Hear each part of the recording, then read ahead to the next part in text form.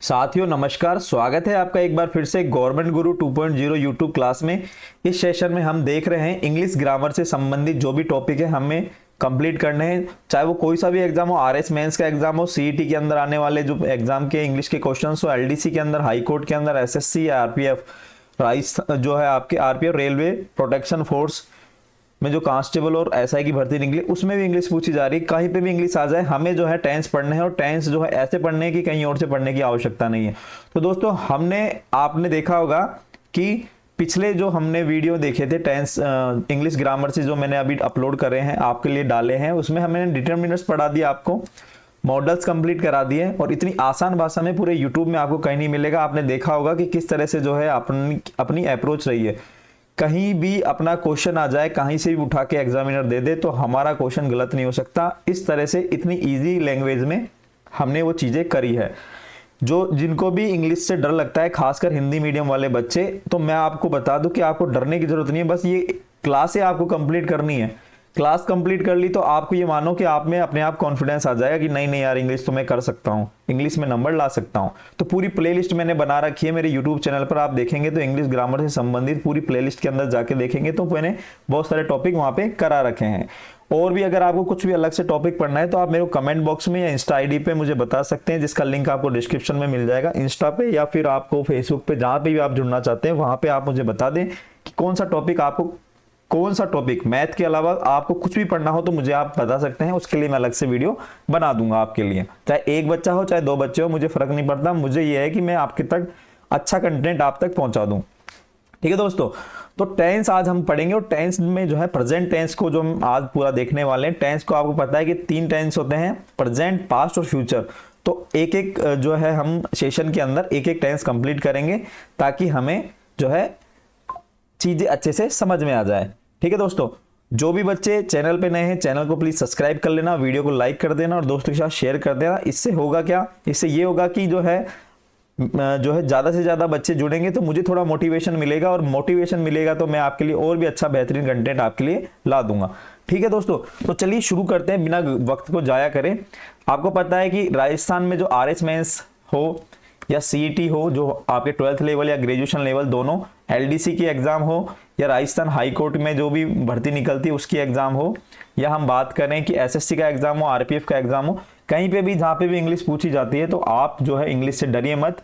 बस आप ये वीडियो देखिए, वीडियो देखने के बाद आपको समझ में आ जाएगा कि नहीं यार कंटेंट में दम है। और दूसरी बात यह है कि कंटेंट में दम होने के साथ साथ इतनी आसान भाषा में पूरे यूट्यूब पे कहीं नहीं मिलेगा आपको, है ना। तो ये है दोस्तों सारी चीजें हम देखेंगे आज टेंस, और टेंस में भी हम देखेंगे प्रेजेंट टेंस, प्रेजेंट टेंस। ठीक है दोस्तों, तो कॉपी किताब उठा लीजिए और हमारे साथ जो है शुरू करिए टेंस। ठीक है, इसकी पीडीएफ भी आपको मिल जाएगी, अगर आप चाहोगे तो कोई दिक्कत नहीं है, पीडीएफ वगैरह सब मैं उपलब्ध करा दूंगा, लेकिन आप मेरे को कमेंट बॉक्स में जरूर बताएं। तो हम बात करते हैं टेंस। तो टेंस आपको पता है कि 3 तरह के होते हैं। एक तो होता है प्रेजेंट टेंस, है ना, प्रेजेंट टेंस होता है एक। दूसरा होता है आपके पास्ट टेंस, तीसरा होता है आपके फ्यूचर टेंस। फ्यूचर टेंस इसको बोलते हैं हिंदी में वर्तमान काल। जो चीजें वर्तमान में चल रही है उससे संबंधित जो हम बात करते हैं वो वर्तमान काल। पास्ट का मतलब होता है भूतकाल, जो बीत गया है उसे भूतकाल, और जो आने वाला है उसे बोलते हैं फ्यूचर टेंस या भविष्य काल। ठीक है, ये आपको सबको पता है, बेसिक नॉलेज है, कोई बताने की जरूरत नहीं थी, लेकिन मैंने आपको बताया। ठीक है, प्रेजेंट टेंस, पास्ट टेंस और फ्यूचर टेंस। अब आज हम इस टेंस की बात करेंगे, प्रेजेंट टेंस की, बाकी 2 बाद में बात करेंगे। अब देखो प्रेजेंट टेंस की हम बात करते हैं तो प्रेजेंट टेंस हेडिंग डाल लो और बस मेरे साथ साथ शुरू कर दो। अब आप पढ़ना, कहीं और भटकने की आवश्यकता नहीं है, आप खुद समझ में आ जाएगा आपको, क्योंकि मैंने भी बहुत सारे एग्जाम निकाले हैं तो मैंने भी तैयारी बहुत अच्छी करी होगी, तब जाके मेरे 5 से 6 एग्जाम क्रैक हुए हैं। तो प्रेजेंट टेंस की सबसे पहले हम देखते हैं पहचान। हिंदी में कोई सेंटेंस आ जाए तो उसका जो हम टेंस बनाएंगे, जैसे मैं बात करता हूं, देखो सबसे पहले मैं आपको एक थोड़ा सा एग्जांपल देके बताता हूं। मैं बोल रहा हूं कि राम स्कूल जाता है, ये राम स्कूल जाता है। ठीक है, राम स्कूल जाता है, मैंने ये बताया प्रेजेंट टेंस के अंदर, लेकिन ये आपको पता है कि ये प्रेजेंट टेंस की बात कर रहा है तो इसका इंग्लिश बननी चाहिए राम इज राम, कहाँ गया ये, राम गोज टू स्कूल। ठीक है, ये बननी चाहिए। या हम बात करें राम स्कूल जा रहा है, राम स्कूल जा रहा है, इसका क्या बनेगा, इसका बनेगा Ram is going to school. ठीक है, अब हमें अगर नॉलेज होगी तो अब जाके हम ये सही सेंटेंस बना पाएंगे, लेकिन अगर हमें नॉलेज नहीं है, लेक ऑफ नॉलेज है हमारे अंदर, तो हम इसको बस इंग्लिश के कुछ शब्द आते हैं तो हम इसको ऐसे भी बना सकते थे। कैसे, हम इसको गलती से ऐसे भी बना सकते थे, Ram was to going school. पूरा सेंटेंस गलत हो गया। इसका मतलब क्या हुआ, पूरा सेंटेंस गलत हो गया। पहली बात तो वाज नहीं आएगा, वाज आपके पास्ट टेंस में आता है, टू गो के बाद आता है, आपको पता है, लेकिन यहाँ पहले लगा दिया। तो दोस्तों क्या है कि हमें नॉलेज होना जरूरी है, हमें इसका जो है फॉर्मूले, हमें इसके नियम अगर पता होंगे तो हम जो है सेंटेंस को अच्छे से बना पाएंगे, नहीं तो हमारा जो है पूरा गलत हो जाएगा। और इसके लिए जो है हमें जो है ये वीडियो देखना है, पूरा देखना है। अगर आपका टेंस, आपको लगता है कि हमें टेंस आता है, तो दोस्तों इस वीडियो को देखना पूरा और उसके बाद बताना इस क्लास को लेने के बाद कि क्या आपके टेंस अगर आपको आते भी हैं तो क्या आपके टेंस के अंदर, नॉलेज के अंदर इंप्रूवमेंट हुआ कि नहीं हुआ। ठीक है, तो सबसे पहले हम देखते हैं कि प्रेजेंट टेंस की पहचान क्या होती है। पहचान क्या होती है दोस्तों, वाक्य के अंत में, वाक्य के अंत में, है ना, वाक्य के अंत में ता है, ते हैं, टी है, आता है, तो उसमें क्या है, प्रेजेंट इंडेफिनेट टेंस होता है। कौन सा होता है, प्रेजेंट इंडेफिनेट टेंस।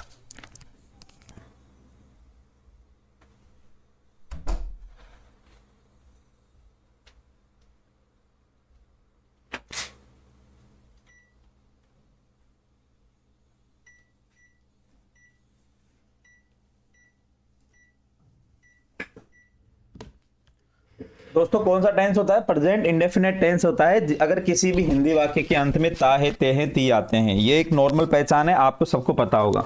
ठीक है, अब इसके साथ मैं बता दूं कि प्रेजेंट टेंस में भी 4 तरह के प्रकार होते हैं, 4 प्रकार होते हैं, जिसमें पहला होता है अफर्मेटिव, अफर्मेटिव,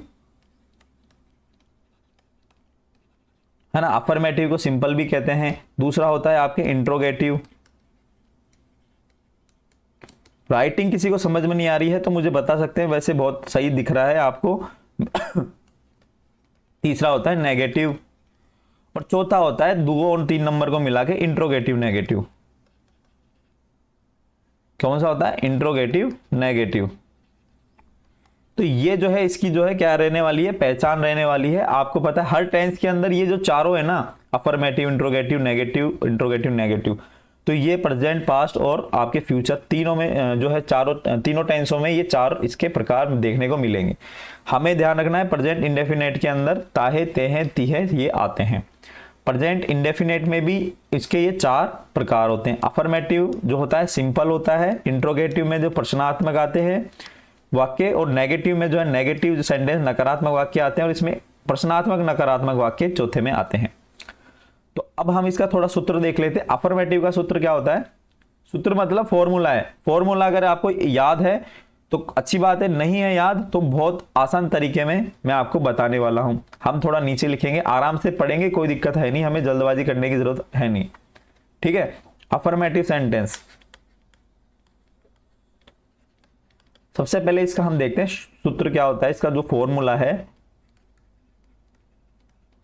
फॉर्मूले की हम बात करें तो दोस्तों हमेशा कोई भी जो टेंस से हम टेंस बनाते हैं तो हमेशा सब्जेक्ट पहले आता है, सब्जेक्ट पहले आता है। सब्जेक्ट आने के बाद क्या होता है, इसमें हमेशा वर्ब की फर्स्ट फॉर्म आती है। दोस्तों वर्ब की फर्स्ट फॉर्म आती है, ध्यान रखना। अफर्मेटिव मतलब वर्ब की फर्स्ट फॉर्म, उसके बाद ऑब्जेक्ट आता है या फिर अदर चीज आती है। ठीक है, फिर फुल स्टॉप। ये इतना सा फॉर्मूला, सब्जेक्ट वर्ब और ऑब्जेक्ट, सब्जेक्ट वर्ब और ऑब्जेक्ट अफर्मेटिव में आते हैं, है ना। अब यहाँ पे एक नोट डाल लो, हल्का सा नोट। क्या है, थोड़ी सिंपल सी बात है, आपको मैं लिखवा देता हूं कि जब भी सब्जेक्ट सिंगुलर है तो वर्ब की फर्स्ट फॉर्म में SIS लग जाएगा। इसमें यहां लिख लो, अगर सब्जेक्ट सिंगुलर है तो वर्ब की फर्स्ट फॉर्म में एस या ईएस आता है। ये सिंपल सी ये चीज आपको ध्यान रखनी है, अगर सब्जेक्ट सिंगुलर है तो वर्ब की फर्स्ट फॉर्म में एस या ईएस आता है। ठीक है, अफर्मेटिव पढ़ लिया। अब हम देखते हैं यहां पर इंट्रोगेटिव। इंट्रोगेटिव सेंटेंस की हम बात करें तो दोस्तों इंट्रोगेटिव सेंटेंस का जो फॉर्मूला होता है, फॉर्मूला लिखो कि डू या डज। अब बोले सर डू या डज कहां से आ गया, वो भी आपको मैं बता दूंगा। सब्जेक्ट आएगा, फिर वर्ब की फर्स्ट फॉर्म आएगी, फिर ऑब्जेक्ट या अदर। ऑब्जेक्ट या अदर। देखो दोस्तों, अफर्मेटिव सेंटेंस में सब्जेक्ट वर्ब की फर्स्ट फॉर्म और ऑब्जेक्ट। ठीक है, इंट्रोगेटिव मतलब पर्सन पूछ रहा है, सब्जेक्ट वर्ब की फर्स्ट फॉर्म ऑब्जेक्ट। यहां ये सेम है पूरा। यहां पे ये डू डज अलग से आया है। मतलब डू डज क्या है, तो डू डज दोस्तों मैं आपको बता देता हूं अभी और आगे मैं लिखवाने वाला हूं। डू डज हेल्पिंग वर्ब होती है प्रेजेंट इंडेफिनिट टेंस की। क्या होती है? प्रेजेंट इंडेफिनिट टेंस की क्या होती है? हेल्पिंग वर्ब होती है ना। तो डू और डज इसकी क्या होती है? हेल्पिंग वर्ब होती है। तो जब भी हेल्पिंग वर्ब होती है तो आपको जो है हमेशा ये ध्यान रखना है कि हेल्पिंग वर्ब जो होती है, हेल्पिंग वर्ब इंट्रोगेटिव में आगे आती है, सबसे पहले आती है, सब्जेक्ट से पहले आती है। और एक ये जो क्वेश्चन मार्क है, ये देखो फॉर्मूले के बाद हमेशा ये चीज ध्यान रखनी है हमें कि क्वेश्चन जो मार्क है हमेशा लगाना है। क्वेश्चन मार्क नहीं लगाओगे और पूरा सेंटेंस सही है, क्वेश्चन मार्क नहीं लगाओगे तो आपका जो है आंसर गलत हो जाएगा। ठीक है, अब हम देखते हैं नेगेटिव। नेगेटिव में क्या करना है? नेगेटिव में हमें इसका जो फॉर्मूला है वो रखना है सब्जेक्ट। सब्जेक्ट के बाद क्या आएगा? Do does. पूरा गेम ही डू डज का है कि किसको कहां पे प्लेस करना है, कहां पर इसको आना है। डू डज के बाद नोट और उसके बाद ऑब्जेक्ट या अदर। ठीक है, ऑब्जेक्ट या अदर आने वाला है। अब देखो नेगेटिव सेंटेंस में डू डज सब्जेक्ट के बाद आ रहा है और उसके बाद नोट आ रहा है। ये नेगेटिव सेंटेंस इसलिए कहला रहा है क्योंकि नेगेटिव सेंटेंस में नोट आएगा। पहले तो नकारात्मक बनाने के लिए क्या आएगा? नोट आएगा। नोट जो आ रहा है आपके हेल्पिंग वर्ब के बाद आ रहा है। आपको मैं यहां पे बता देता हूं, लिखवा देता हूं, यहां पे अलग से लिख लो आप। हेल्पिंग वर्ब जो आती है इसमें वो आती है डू और डज, और मेन वर्ब जो आती है इसमें वर्ब की फर्स्ट फॉर्म आती है और उसके हिसाब से एस या ईएस लगता है। अलग से लिख लेना। अब आपको पता चल गया डू डज क्या है। डू डज है आपकी हेल्पिंग वर्ब। ठीक है, नेगेटिव हो गया, इंट्रोगेटिव हो गया। अब दोनों को मिला के इंट्रो नेगेटिव करते हैं। इंट्रो और नेगेटिव, इसका क्या फॉर्मूला है? इसका फॉर्मूला देखो दोस्तों, इसका फॉर्मूला है इंट्रोगेटिव नेगेटिव है तो इंट्रोगेटिव का आपको पता है कि डू डज पहले आएगा। डू और डज पहले आएगा, उसके बाद क्या आएगा? सब्जेक्ट आएगा। उसके बाद बोले अब इंट्रोगेटिव तो बन गया, लेकिन नेगेटिव बनाना है तो सब्जेक्ट के बाद नोट लगा दो। उसके बाद वर्ब की फर्स्ट फॉर्म लगा दो और ऑब्जेक्ट या अदर चीज लिख दो और क्वेश्चन मार्क लगा दो। ठीक है, तो ये होगी सारी चीजें। ये फॉर्मूला, ये फॉर्मूले फिक्स रहते हैं हर एग्जाम के अंदर। ये फॉर्मूले फिक्स रहते हैं। अगर ये फॉर्मूले आपको ध्यान है तो आपको जो है इंग्लिश में टेंस से डरने की जरूरत नहीं है। तो फॉर्मूले आपको याद नहीं है तो आप इसको लिख लिख के याद करो। सिंपल सी चीज है। अफर्मेटिव सेंटेंस का फॉर्मूला क्या है? सब्जेक्ट वर्ब की फर्स्ट फॉर्म और ऑब्जेक्ट। ये जो है बिल्कुल फिक्स रहने वाला है। इंट्रोगेटिव में प्रश्नात्मक बना रहे हैं तो हेल्पिंग वर्क का गेम होता है। हेल्पिंग वर्क को जो है फ्रंट में लेके आ जाओ। फ्रंट में लाने के बाद जो है आपके इंट्रोगेटिव नेगेटिव, इंट्रोगेटिव बन जाएगा और क्वेश्चन मार्क लास्ट में लगा दो। नेगेटिव में क्या है कि नेगेटिव में डू डज के बाद नोट लगा दो। ठीक है, इंट्रोगेटिव नेगेटिव में क्या है कि इंट्रोगेटिव बनाने के लिए आपको क्या करना पड़ेगा कि आपको जो है डू डज पहले लाना पड़ेगा। डू डज पहले लाने के बाद आपको सब्जेक्ट के बाद नोट लाना पड़ेगा। इतना सा आपको ध्यान रखना है। इतना सा क्या रखना है? आपको ध्यान रखना है। अब इसमें एक चीज और लिखो अलग से नोट लगा के कि जब भी हमें जो है डू और डज का प्रयोग करते हैं वो कहां पे करते हैं, कि डू का करें कि डज का करें। मतलब समझ रहे हो आप, डू का करें या डज का करें। तो जब भी प्लूरल या बहुवचन वाले सब्जेक्ट आते हैं, जैसे हम बात करें कि यू आ गया, वी आ गया, दे आ गया या आई आ गया, मतलब प्लूरल, प्लूरल के साथ हमेशा हमेशा क्या आता है? डू आता है। उसके अलावा ही, शी, इट, नेम, ये तो बचपन में पढ़ा होगा ना आपने, 12th में पढ़ लिया होगा, है ना। इनके साथ ये क्या सिंगुलर होते हैं,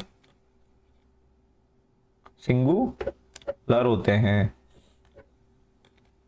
और सिंगुलर के साथ क्या आता है, हमेशा डज आता है। तो आपको इतनी चीजें समझ में आ गई कि डू कहां आता है और डज कहां आता है। मतलब सिंगुलर के साथ डज आएगा और आपके प्लूरल के साथ क्या आएगा, डू आएगा। जैसे कई एग्जाम्पल देखें हम, एग्जाम्पल देखते हैं, एग्जाम्पल देखो, does she do it, does she do it. अब हमने ये लिख दिया, अब एक और लिखा डज शी डू इट। अब बताओ सही कौन सा होगा। तो दोस्तों आपको पता है कि यह है इंट्रोगेटिव। इंट्रोगेटिव कैसे है, क्योंकि यहां पर हेल्पिंग वर्ब आगे आ रही है, डज पहले आ रहा है। जब डज पहले आ रहा है इसका मतलब यह है इंट्रोगेटिव। तो इंट्रोगेटिव सेंटेंस में हमेशा सबसे पहले तो क्वेश्चन मार्क चेक किया करो कि क्वेश्चन मार्क लगा हुआ है कि नहीं लगा हुआ। इसमें नहीं लगा हुआ तो ये गलत हो जाएगा पूरा। इसमें लगा हुआ है, चलो इसको चेक करते हैं ये क्या है ना। तो पहले तो क्वेश्चन मार्क देख लिया कर, तो आदत तो काम वहीं पे खत्म हो जाता है कि क्वेश्चन मार्क नहीं है, इसका मतलब ये गलत है। अब क्वेश्चन मार्क वाले को चेक कर लेते हैं। डज मतलब यहाँ पे अभी हमने इंट्रोगेटिव का क्या पढ़ा था फॉर्मूला, उसमें ये पढ़ा था ना, डू या does plus subject plus verb की फर्स्ट फॉर्म प्लस अदर्स और क्वेश्चन मार्क। तो क्वेश्चन मार्क आपका आ ही गया, क्वेश्चन मार्क आपका आ ही गया, डू या डज में से आ ही गया, सब्जेक्ट आ ही गया शी, ठीक है ना। और वर्ब की फर्स्ट फॉर्म क्या होती है, डू ही होती है। तो ये बिल्कुल सही सेंटेंस है, ये वाला गलत है। क्यों, आपके इसमें क्वेश्चन मार्क नहीं था, बस इतना सा डिफरेंस था। क्वेश्चन में, एग्जाम में क्वेश्चन बस इतने से डिफरेंस के आते हैं, अपन को लगता है ये भी सही है, लेकिन लास्ट में क्वेश्चन मार्क देखना जरूरी है, लास्ट में क्वेश्चन मार्क देखना जरूरी है, ठीक है। अब हम चलते हैं आगे, प्रेजेंट इंडेफिनेट की थोड़ी और जानकारी करते हैं। आपको मैं बताऊं कि प्रेजेंट इंडेफिनेट टेंस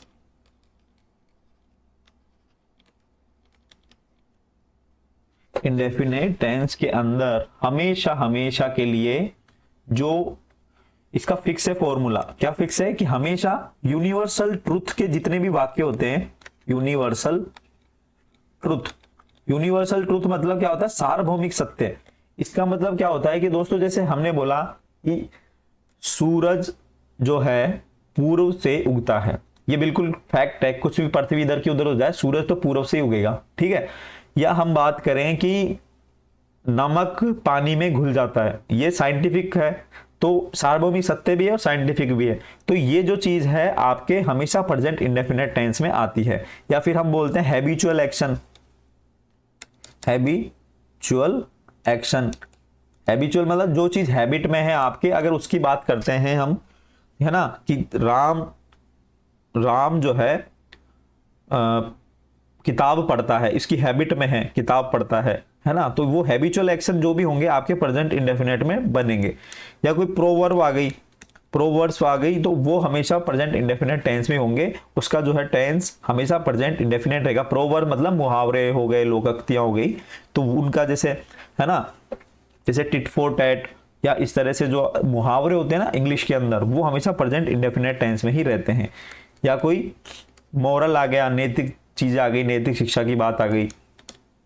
या फिर हम बात करें मैथमेटिकल फैक्ट की बात करें, जैसे 2 और 2 4 होते हैं तो होते ही हैं, फिर कुछ भी कर लो तुम, तो इसको हमेशा किस में बनाते हैं, प्रेजेंट इंडेफिनेट में।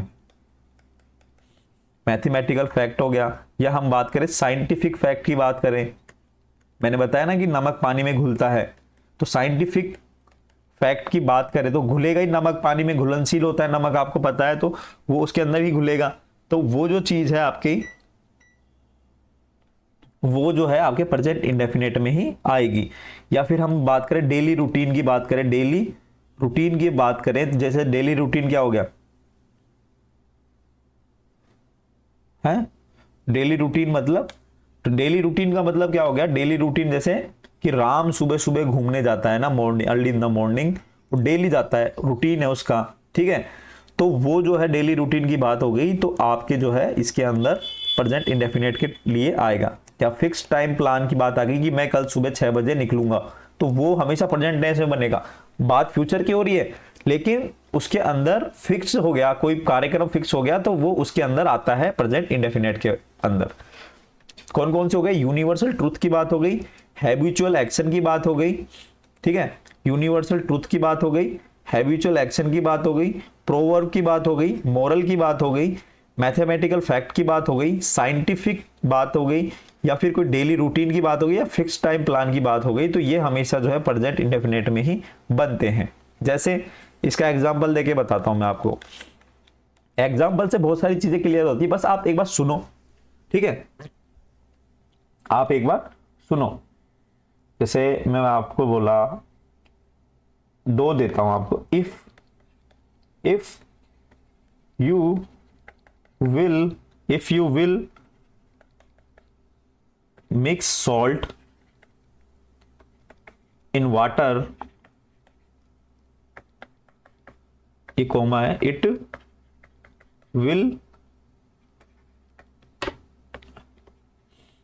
Will dissolve. मतलब अगर तुमने पानी में नमक मिक्स किया तो वो घुल जाएगा, इसका मतलब ये है। एक हिंदी वाला देख लो, है ना, हिंदी वाला देख लो। एक व्यक्ति, आपको हिंदी से इंग्लिश बनाना भी आ जाएगा अगर आप इस टेंस की क्लासे को लोगे तो आपके बहुत बढ़िया होने वाला है। तो मैं इसलिए तो कह रहा हूं कि आरएस मेंस तक का बच्चा अगर इसको देखेगा तो आपको समझ में आ जाएगा कि यार कि उसमें, क्योंकि उसके अंदर क्या आता है, ट्रांसलेशन वाले आते हैं, हिंदी से इंग्लिश बनाना, इंग्लिश से हिंदी बनाना, तो वो वाली चीजें आती है, तो वो वाली चीजें यहां से क्लियर हो जाएगी।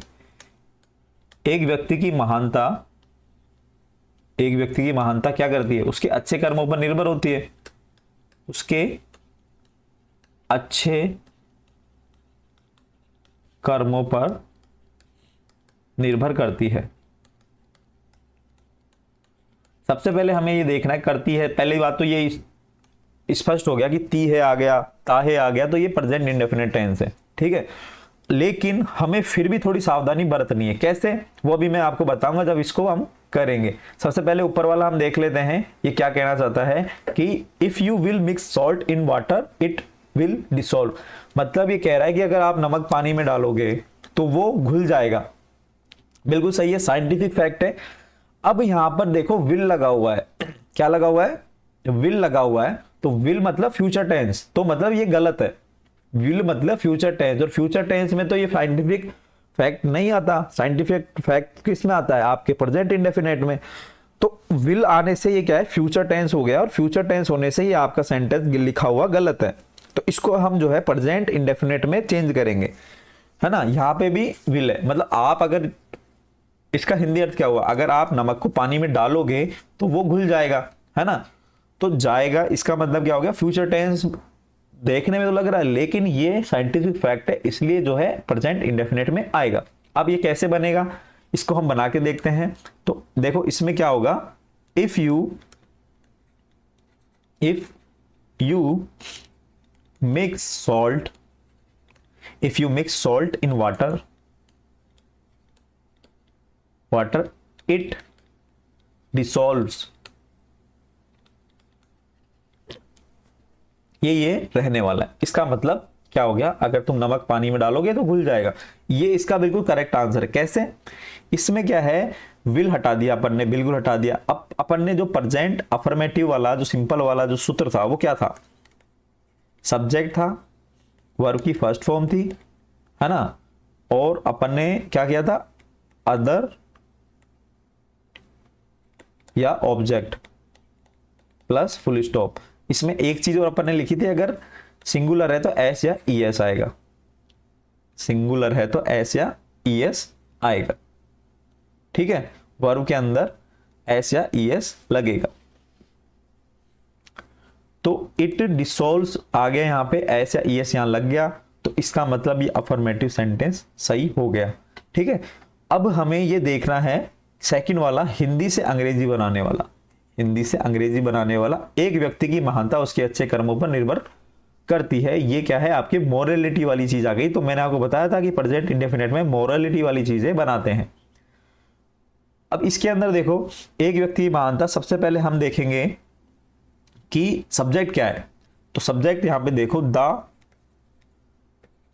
ग्रेटनेस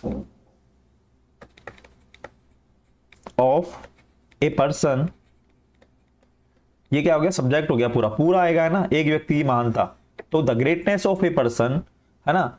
तो अब क्या आएगा, सब्जेक्ट आने के बाद, सब्जेक्ट आने के बाद क्या आएगा दोस्तों, सब्जेक्ट आने के बाद आएगा वर्ब, वर्ब आएगा डिपेंड्स, ऐसा लगेगा आपको पता है, depends on his good deed, अच्छे कर्मों पर, है ना। कर्मों को या कार्यों को क्या बोलेंगे, डीड्स। इस तरह से जो है इसका बन जाएगा, समझ में आ गया। एक व्यक्ति की महानता उसके अच्छे कर्मों पर निर्भर करती है। तो इसमें आपने देखा होगा कि इसके अंदर जो है आपके सब्जेक्ट आ गया, ये यहां तक वर्ब आ गई, सब्जेक्ट आ गया, और आपके जो है क्या आ गया, ऑब्जेक्ट या अदर्स, और ये ऑन क्या आ गया यहाँ पे, प्रीपोजिशन। ठीक है, तो ये इस तरह से ये जो है सेंटेंस बनते हैं। क्या बनते हैं, इस तरह से सेंटेंस बनते हैं। हिंदी का लो, एक और देख लो, क्या विभाग के सभी कर्मचारी क्या विभाग के सभी कर्मचारी समय पर नहीं आते हैं, क्या विभाग के सभी कर्मचारी समय पर नहीं आते हैं, इसका बनाना है। तो अब क्या आ गया, मतलब इंट्रोगेटिव सेंटेंस। अब इंट्रोगेटिव सेंटेंस में मैंने क्या बताया था कि हेल्पिंग वर्ब हमेशा आगे आती है, उसका फॉर्मूला यहां पे लिख लेते हैं अपन, डू या does plus subject plus verb की फर्स्ट फॉर्म प्लस ऑब्जेक्ट या अदर प्लस क्वेश्चन मार्क। तो अब आप देखो यहां पर कि डू या डज में से क्या आएगा, है ना। तो डू या डज में से क्या आएगा, तो यहां पे अपन जो है समझने के लिए एक बार आपको जो है इजी हो जाएगा कि इसमें अपन डू या डज दोनों लिख लेते हैं, एक को हटा देंगे फिर अपन, है ना। डू या डज आ गया। अब इसमें सब्जेक्ट ढूंढना है, सब्जेक्ट क्या है, क्या विभाग के सभी कर्मचारी, तो ये विभाग के सभी कर्मचारी, ये यहाँ का इसका सब्जेक्ट है, क्या है कि विभाग के सभी कर्मचारी, तो डू डज आ गया। उसके बाद ऑल द एम्प्लॉय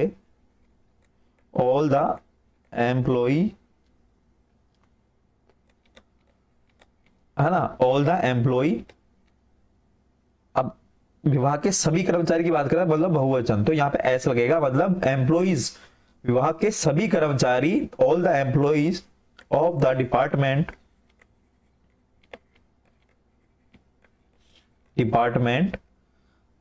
नहीं आते हैं। इंट्रोगेटिव नेगेटिव है, आपको पता है इंट्रोगेटिव नेगेटिव के लिए, अच्छा यहाँ इंट्रोगेटिव नेगेटिव के लिए क्या है, सब्जेक्ट के बाद नोट आता है, आपको ध्यान है ना। तो यहां पर जो है नोट आएगा, इंट्रोगेटिव नेगेटिव, है ना। एम्प्लॉय नोट, वर्ब की फर्स्ट फॉर्म रहेगी कम ऑन टाइम, और यहां पर लगा दो क्वेश्चन मार्क। अब हमें देखना ऑल द एम्प्लॉइज की बात कर रहा है, तो मतलब बहुवचन की बात कर रहा है, तो बहुवचन की बात करेगा तो डू या डज में से क्या आएगा, तो आपको पता है कि बहुवचन के साथ हमेशा डू आता है, डज सिंगुलर के साथ आता है। तो दोस्तों इसको उठा के यहां पे लगा दो, तो इसका जो है ये हो गया, इसका ये आंसर हो गया। हमेशा इसी तरह से ध्यान रखना है, केवल अगर दिमाग में आपके फॉर्मूला बैठ गया और आपने ये पहचान लिया कि ये यूनिवर्सल ट्रूथ है, साइंटिफिक है या हैबिचुअल एक्शन है ना, तो इसके अंदर जो है आपके क्या आएगा, प्रेजेंट इंडेफिनिट टेंस आएगा। समझ में आ गया आपको। तो ये है आपकी सिंपल सी चीजें। मेन वर्ब डू डज रहती है प्रेजेंट इंडेफिनिट में, वर्ब की फर्स्ट फॉर्म आती है, सिंगुलर के साथ डज आता है, प्लूरल के साथ आपके डू आता है, और हमेशा इस चीज का ध्यान रखना है, तो आपके सारे जो है एग्जाम्पल सही हो जाएंगे। अब मैंने जो ये आपको लिखवाए थे ना, क्या लिखवाए थे, मैंने आपको जो फॉर्मूले लिखवाए थे, अफर्मेटिव का ये, इंट्रोगेटिव का, नेगेटिव का, इंट्रोगेटिव का, तो ये आपके प्रेजेंट इंडेफिनेट में, प्रेजेंट कंटिन्यूस में, प्रेजेंट परफेक्ट में, प्रेजेंट परफेक्ट कंटिन्यूस, सभी में सेम रहने वाले हैं। बस अंतर क्या आएगा, एक तो वर्ब का और एक हेल्पिंग वर्ब का, ये जो है चेंज होती रहेगी, बाकी चीजें ये की यही रहेगी। ठीक है, हमारा इंडेफिनेट कंप्लीट हो गया। अब हम देखेंगे प्रेजेंट कंटिन्यूस टेंस। क्या देखेंगे दोस्तों, प्रेजेंट कंटिन्यूस टेंस। कंटिन्यूस में भी जो है पहचान, पहले हिंदी वाली पहचान देख लेते हैं कि पहचान क्या रहती है। कंटिन्यूस में क्या रहती है दोस्तों, पहचान क्या रहती है वो हम देख लेते हैं। यहाँ पे कंटिन्यूस की जो पहचान होती है वो होती है कि वाक्य के अंत में क्या आता है, आवाज थोड़ी आपको थोड़ी सी अजीब लग रही होगी क्योंकि जुकाम लगी हुई है दोस्तों, तबीयत थोड़ी सी नासाज है। वाक्य के अंत में अगर ये आ जाता है, रहा है, रही है या रहे हैं, अगर ये आ जाता है तो आपके जो है प्रेजेंट कंटिन्यूअस टेंस कहलाता है। ठीक है, तो प्रेजेंट कंटिन्यूअस टेंस कहलाता है। इसके अलावा यहां पे हम बात करते हैं अफर्मेटिव सेंटेंस। सूत्र लिख लेते हैं, है ना। तो अफर्मेटिव सेंटेंस का सूत्र क्या होगा, यहां पर एक चीज और लिख लेते हैं पहले कि यहाँ पे हेल्पिंग वर्ब जो है प्रेजेंट कंटिन्यूअस में हेल्पिंग वर्ब वो आती है, वो होती है इज, एम और आर। तीनों में से कोई एक हेल्पिंग वर्ब लगेगी। वो कैसे कैसे लगेगी वो मैं आपको बता दूंगा। दूसरा क्या है कि मेन वर्ब क्या आती है, मेन वर्ब आपकी आती है वर्ब की फर्स्ट फॉर्म। बोले सर वर्ब की फर्स्ट फॉर्म तो इंडेफिनेट में भी आती थी, लेकिन यहां पर जो है वर्ब की फर्स्ट फॉर्म के साथ आईएनजी लग जाएगा। क्या लग जाएगा, आईएनजी लग जाएगा। ठीक है, आईएनजी जब यहां लग जाएगा तो इसके अंदर जो है आपके फॉर्मूला क्या बनेगा। तो दोस्तों इसका जो फॉर्मूला है अफर्मेटिव का, वो फॉर्मूला क्या बनेगा, अब यहाँ पे हम फॉर्मूला लिखते हैं। तो इसका फॉर्मूला हो गया subject plus is, am, are, तीनों में से कोई एक, प्लस इसके बाद क्या आएगा, वर्ब की फर्स्ट फॉर्म प्लस आईएनजी, फिर प्लस उसके बाद ऑब्जेक्ट प्लस ऑब्जेक्ट या अदर। ठीक है, तो इसका जो है ये चीज रहने वाली, इसका फॉर्मूला ये रहने वाला है। ठीक है, इसका फॉर्मूला ये रहने वाला है।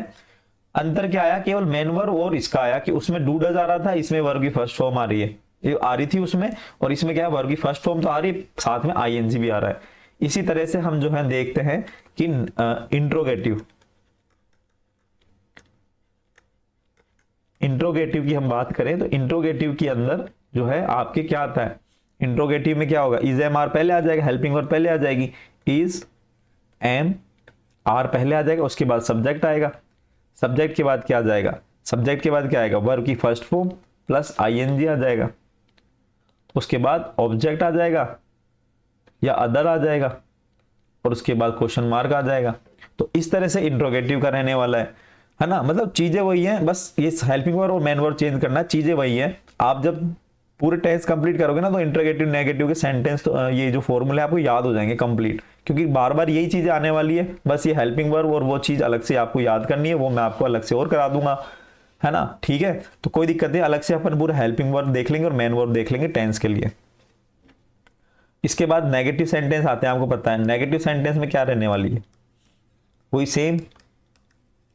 नेगेटिव में क्या रहने वाली, वही सेम। इसमें क्या आएगा, नेगेटिव में पहले सब्जेक्ट आ जाएगा, सब्जेक्ट के बाद क्या आएगा दोस्तों, सब्जेक्ट के बाद आपके हेल्पिंग वर्ब आ जाएगी, इज, एम या आर। वर्ब की फर्स्ट, इसमें फिर क्या आएगा, हेल्पिंग वर्ब के बाद क्या आएगा, हेल्पिंग वर्ब के बाद आएगा आपके नोट, क्योंकि नेगेटिव है तो नोट हेल्पिंग वर्ब के बाद आएगा, उसके बाद वर्ब की फर्स्ट फॉर्म प्लस आईएनजी, और फिर ऑब्जेक्ट और अदर, और फिर फुल स्टॉप। ठीक है, ये नेगेटिव हो गया। बताओ कितना इजी है टेंस। टेंस बिल्कुल इजी है अगर पढ़ाया ढंग से गया है तो, नहीं तो टेंस ऐसा है कि वो आपका सेंस खराब कर देगा। ठीक है, तो ये है चीज। उसके बाद क्या है, इंट्रोगेटिव नेगेटिव।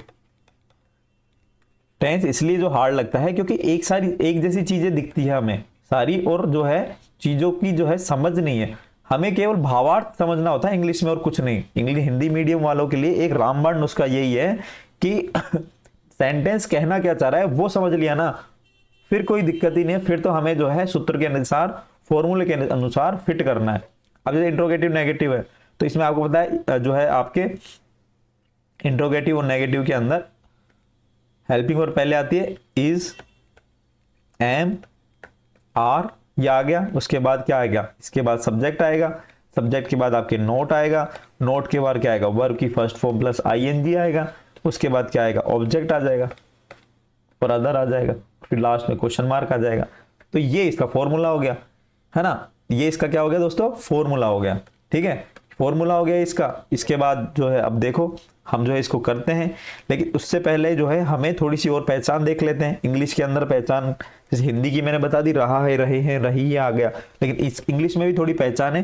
पहचान में इसलिए लिखवा रहा हूँ इंग्लिश में, वैसे दिक्कत नहीं है, लेकिन फिर भी मैं इसलिए लिखवा रहा हूँ क्योंकि आपको जो है सेंटेंस देखते समझ में आ जाए अंग्रेजी के अंदर, हिंदी अर्थ करने की जरूरत ही नहीं पड़े।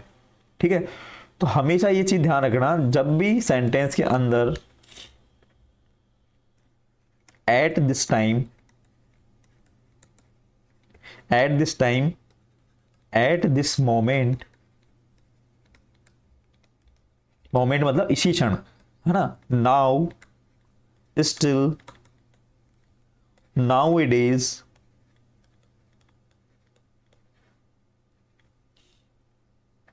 नाउ इट इज, या दीज डेज,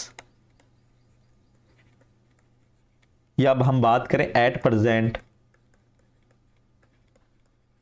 एट प्रेजेंट या प्रेजेंटली, प्रेजेंटली मतलब अभी, प्रेजेंटली आ जाए तो दोस्तों अगर सेंटेंस में अगर ये लिखे हुआ था eight this time, at this moment, है ना, अगर सेंटेंस में अगर ये चीजें लिखी हो जाए at this time, at this moment, now आ जाए, स्टिल आ जाए, नाउ ए डेज आ जाए, दीज डेज आ जाए, एट प्रेजेंट आ जाए, आपको पता ही वर्तमान की बातें कर रहे हैं, प्रेजेंटली आ जाए, तो आपको इसका हिंदी अर्थ अगर समझेंगे तो हमें ये पता चल रहा है इसका मतलब है ये अभी की बात कर रहे हैं।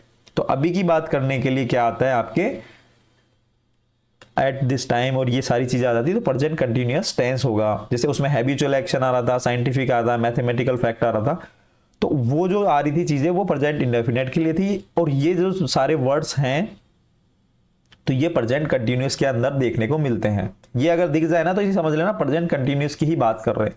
जैसे हम एग्जांपल देखते हैं, एग्जांपल देखो, देखो he dash as a general manager in a well known MNC, MNC, और ये ऐसे आ गया।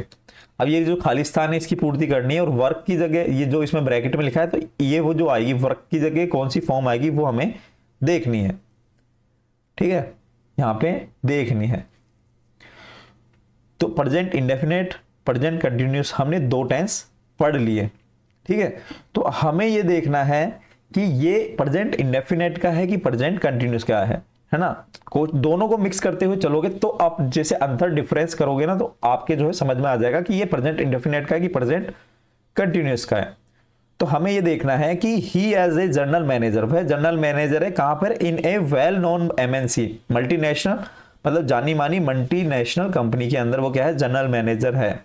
तो इसके अंदर वो क्या बात कर रहा है, वो प्रेजेंट इंडेफिनेट की बात कर रहा है, ठीक है। तो नो आ गया, ठीक है, नो आ गया, इसका मतलब ये जो है वर्ब की क्या है, फर्स्ट फॉर्म है, और फर्स्ट फॉर्म क्या इसमें आती है, वर्ब की फर्स्ट फॉर्म आती है प्रेजेंट इंडेफिनेट में। इसी तरह से तो ये वर्क हो गया, और वर्क ये लग जाएगा, ये भी वर्ब की फर्स्ट फॉर्म है, लेकिन यहां पर जो है वर्ब की फर्स्ट फॉर्म के साथ क्या आएगा, एस आएगा, वर्ब की फर्स्ट फॉर्म के साथ क्या आएगा, एस आएगा। मैंने आपको प्रेजेंट इंडेफिनेट में बताया था अफर्मेटिव के कराते समय, ठीक है। ये हो गया एग्जाम्पल। अब हमें थोड़ा सा और, एक तो ये हो गया है ना, अब हम यहाँ पे थोड़ा सा चेंज करते हैं, क्या करते हैं कि अब इस सेंटेंस को थोड़ा सा घुमा लेते हैं। इसमें हम लिखते हैं presently, presently he is, sorry थोड़ा सा घुमाएंगे, और presently he dash as a general manager in a well know MNC, ठीक है, वेल नो एमएनसी। अब हमने क्या किया, पूरा सेंटेंस ये का यही है, लेकिन हमने थोड़ा सा यहां पर चेंज कर दिया, यहां ही लगा दिया प्रेजेंटली, और प्रेजेंटली लगाते ही पूरा गेम पलट गया। कैसे, मैंने आपको अभी ऊपर बताया था कि प्रेजेंट कंटिन्यूअस में जब प्रेजेंटली आ जाता है तो उसका मतलब है वो प्रेजेंट कंटिन्यूअस टेंस है। किसी भी वाक्य में प्रेजेंटली आ जाए तो वो प्रेजेंट कंटिन्यूअस टेंस हो जाता है, और इसके बिहाव पर यहां पर जो है क्या आएगा, प्रेजेंट कंटिन्यूअस आएगा टेंस। समझ में आ गया। अब यहां पर आएगा प्रेजेंट कंटिन्यूअसली कंटिन्यूअस, तो ये तो समझ में आ गया, लेकिन इसमें आएगा क्या, तो ही के साथ क्या आता है दोस्तों, हेल्पिंग वर्ब क्या है, ही के साथ इज एम आर। तो इज एम आर कैसे आएगा, तो यहां पर ही के साथ हमेशा इज आता है, वो आपको मैं अभी लिखाता हूं कि ही कब आता है, इज कब आता है, और एम कब आता है, आर कब आता है, एम कब आता है। तो यहां पे हमें ये ध्यान रखनी है चीज कि सिंगुलर के साथ हमेशा इज आएगा, ठीक है, और प्लूरल के साथ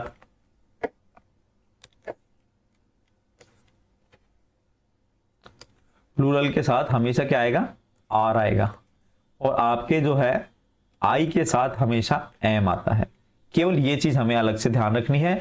और इसी तरह से अगर ये ही है तो ही के क्या है, सिंगुलर, सिंगुलर के साथ इज आ गया। और वर्क की हमें ये करनी थी, यहाँ पे ये वर्क भी लिखा हुआ है, तो वर्क लिख दो। वर्क की फर्स्ट फॉर्म के साथ आईएनजी लगता है तो आईएनजी लगा दो। Presently he is working as a general manager in a well known MNC. बिल्कुल आपका ये बिल्कुल सही है, कहीं लेने की दिक्कत आपको आवश्यकता नहीं है। एक और देख लेते हैं, एक और हम बंद देख लेते हैं कि eight this moment, at this moment I do an exercise on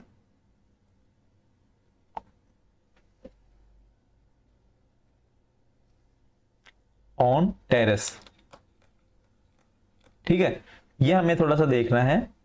terrace मतलब छत पर वो कर रहा है, या इन द रूम कर दो, रूम कर दो, है ना, छत पे नहीं करवा रहे क्योंकि बाहर धूप पड़ रही है ना अभी, रूम। लेकिन रूम करते हैं यहाँ पे क्या होगा, ऑन की जगह क्या हो जाएगा, इन द रूम। ठीक है, इन द रूम। ठीक है, हमें अभी ये देखना है टेंस, टेंस के बारे में हम चर्चा कर रहे हैं। तो एट दिस मोमेंट आ गया, इसका मतलब प्रेजेंट कंटिन्यूअस टेंस में इसको बनाना है। तो ये तो ऐसे का ऐसा आ जाएगा, एट दिस मोमेंट आई। अब आई आ गया तो डू किसका आता है, आपको पता है प्रेजेंट इंडेफिनिट का डू होता है, लेकिन हमें प्रेजेंट कंटिन्यूअस में बनाना है। क्यों? क्योंकि एट दिस मोमेंट आ रहा है, eight this moment present continuous में आता है।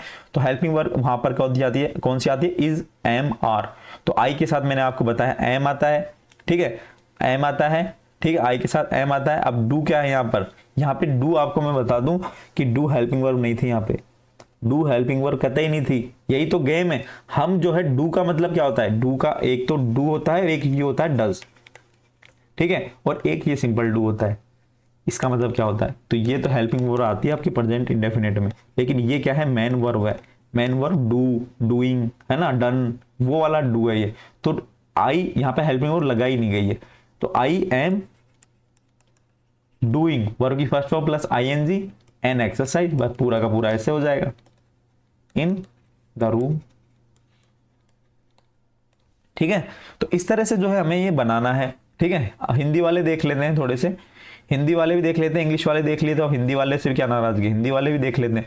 बिल्कुल सिंपल चीजों को रखोगे उतना ज्यादा मजा आएगा। सिंपल रखो चीजों को, ज्यादा हमें ज्ञानी बनने की आवश्यकता नहीं है। चीजों को सिंपल रखोगे, जैसे अमेरिका।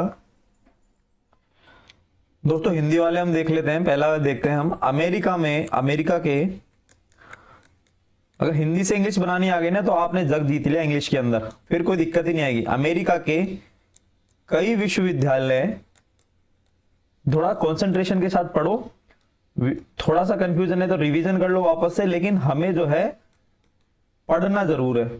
पढ़ोगे, प्रैक्टिस करोगे तो जाके आपका सिलेक्शन होगा, तब जाके आपको इंग्लिश समझ में आएगी।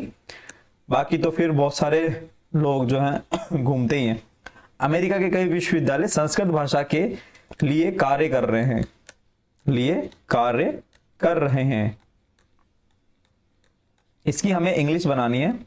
अब कर रहे हैं मतलब प्रेजेंट कंटिन्यूअस टेंस आ गया, रहे हैं के हिसाब से प्रेजेंट कंटिन्यूअस टेंस आ गया। तो हमें जो है सबसे पहले प्रेजेंट कंटिन्यूअस का अफर्मेटिव सेंटेंस है, तो उसका सूत्र लिख लो यहां पर, थोड़ा सा आपको थोड़ा सा रहेगा easy. Subject is am are plus verb की first form plus ING plus object plus others, है ना, फिर फुल स्टॉप लगा देना है आपको। अब देखो यहाँ पे सब्जेक्ट लेना, अमेरिका के कई विश्वविद्यालय, तो ये पूरा हमारा सब्जेक्ट हो गया। तो यहां पे आ जाएगा many universities, universities of America, ये आ गया सब्जेक्ट। अब हमें देखना है कि यहां पर जो आर आएगा, इज एम आएगा, आर या फिर एम आएगा, या इज आएगा, या आर आएगा। अब यहां पे बात कर रहा है, या सब्जेक्ट क्या है, बहुवचन है, मतलब सिंगुलर है या प्लूरल है। तो हमें यहां पे देखना है कि ये प्लूरल है। ठीक है, प्लूरल कैसे है कि मैनी यूनिवर्सिटी, अनेक यूनिवर्सिटी की बात हो रही है, तो यहां पे आपके आर आ जाएगा। अमेरिका की अनेक यूनिवर्सिटी क्या कर रही है, किसके लिए काम कर रही है, वर्क कर रही है किसके लिए, संस्कृत भाषा के लिए काम कर रही है। तो यहाँ पे वर्क क्या हो गया, कार्य जो हो गया, वर्क जो आपकी क्या हो गया, वर्ब हो गई, मेन वर्ब हो गई, जिसमें आईएनजी लगा दिया तो ये वर्किंग हो गया। एग्जैक्ट अपन यहां तक पहुंच चुके हैं।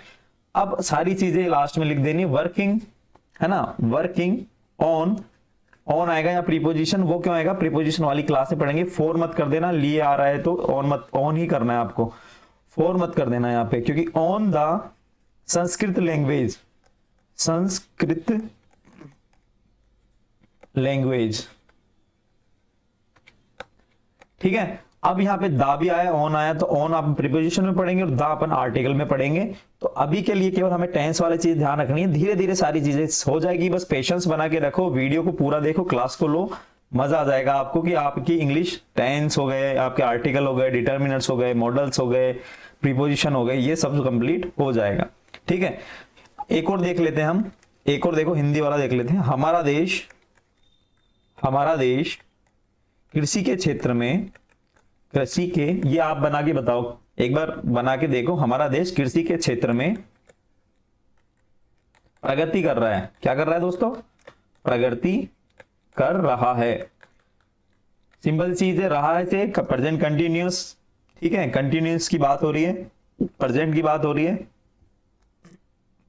यहाँ पे वही सब्जेक्ट, वो प्रेजेंट कंटिन्यूअस अफर्मेटिव का ये सेंटेंस है, ऊपर सूत्र लिखा था वैसा वाला सूत्र इसमें लगेगा। हमें केवल बनाना है, और बनाना कैसे है, हमारा देश मतलब आवर कंट्री, आवर कंट्री। अब यहां पे क्या आएगा, हमारा देश, अब आया हेल्पिंग वर्ब, हेल्पिंग वर्ब क्या आएगी, सिंगुलर के लिए इज, ठीक है। आवर कंट्री इज प्रोग्रेसिंग, प्रगति को क्या बोलेंगे, प्रोग्रेस करना, तो प्रोग्रेसिंग आ जाएगा, आईएनजी लग जाएगा। Progressing in agriculture field, agriculture field. देखा कितना सिंपल है।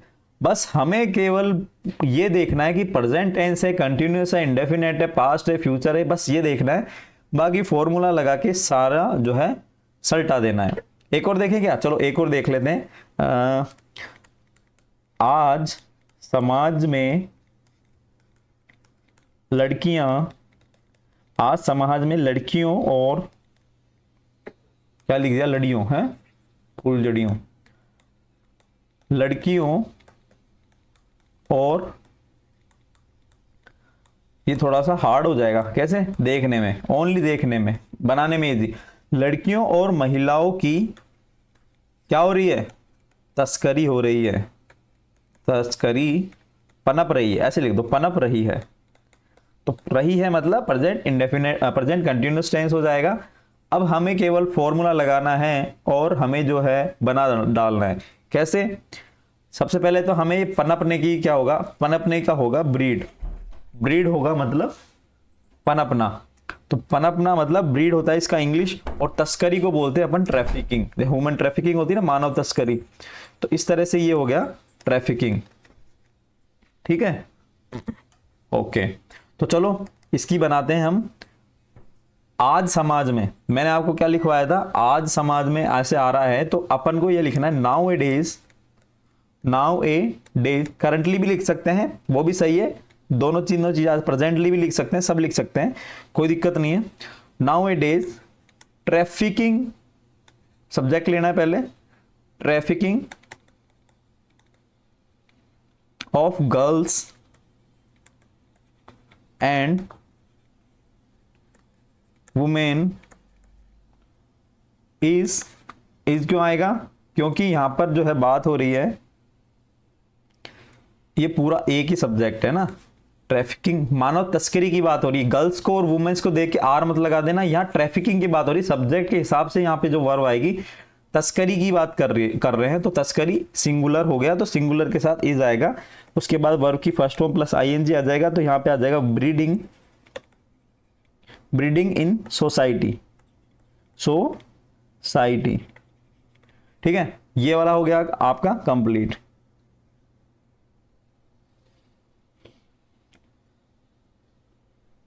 ठीक है, अब इसको दूसरे तरीके से बना सकते हैं, वो आप मेरे को कमेंट करके बताना। नाउ ए डेज से भी हो सकता है, नहीं तो ये से भी हो सकता है कि नाउ ए डेज लास्ट में आ जाए, है ना, ट्रैफिकिंग से शुरू हो जाए सारा, है ना, तो ये जो है आप मेरे को कमेंट में बताना किस तरह से, दो तरीके से और ये बन सकता है, ठीक है।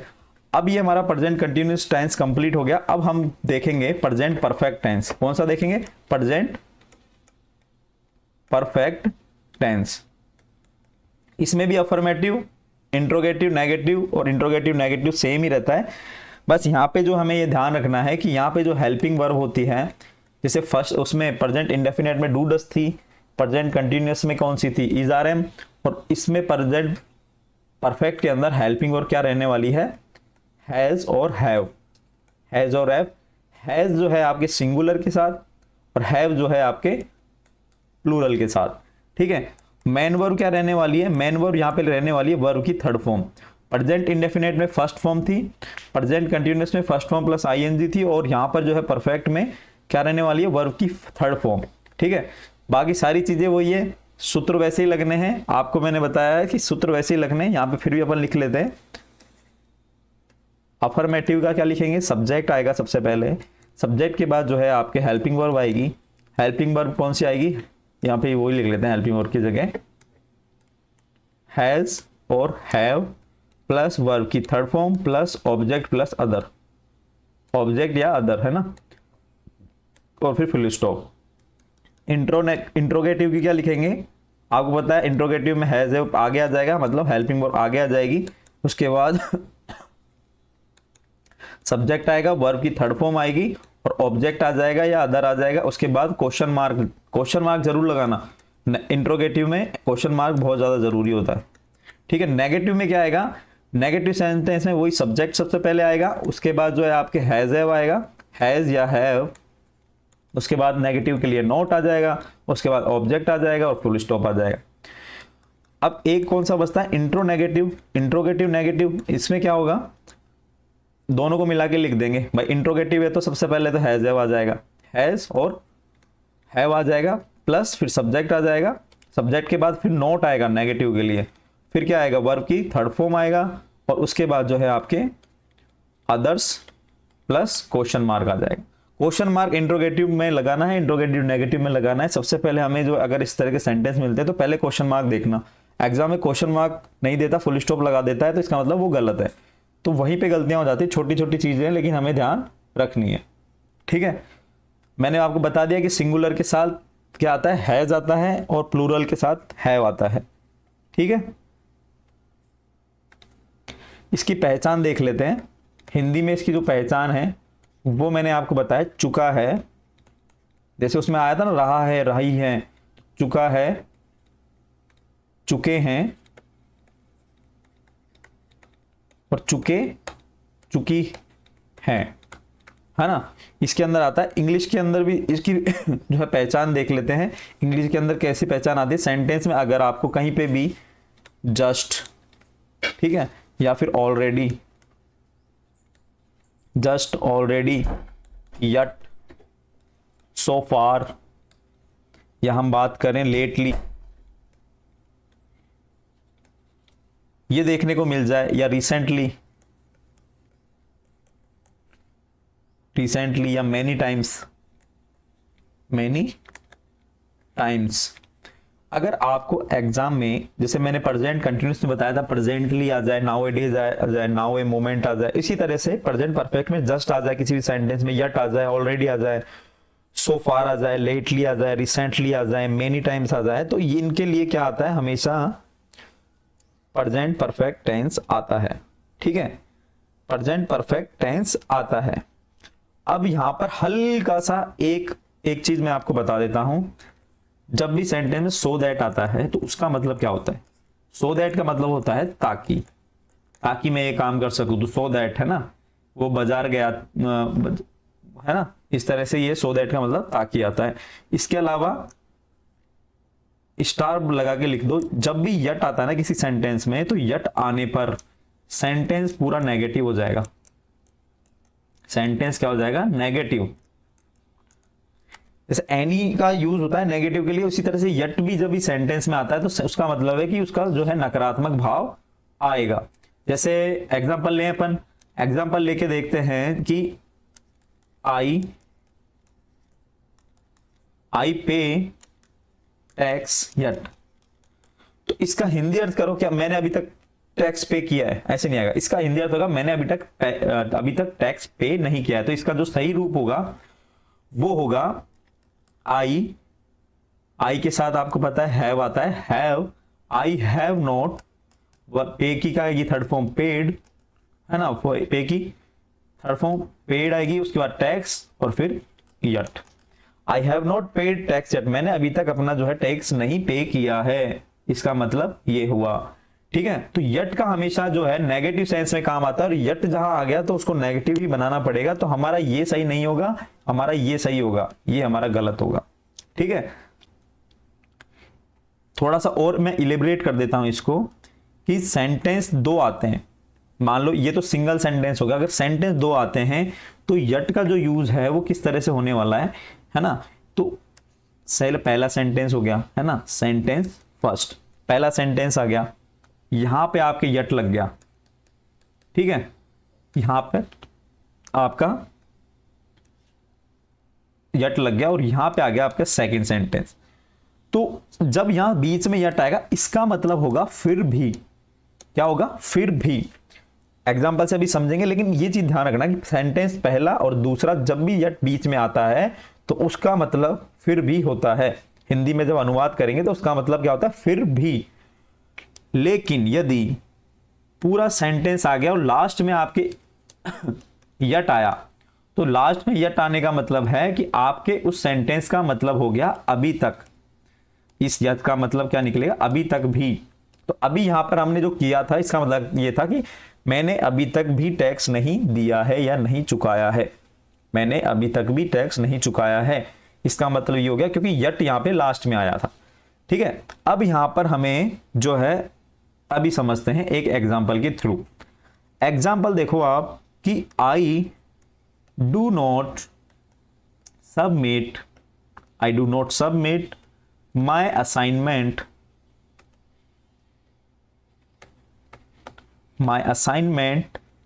यट। अब इसमें जो है डू और नॉट आ रहा है, तो मतलब ये प्रेजेंट इंडेफिनिट टेंस इस क्वेश्चन में दिया हुआ है।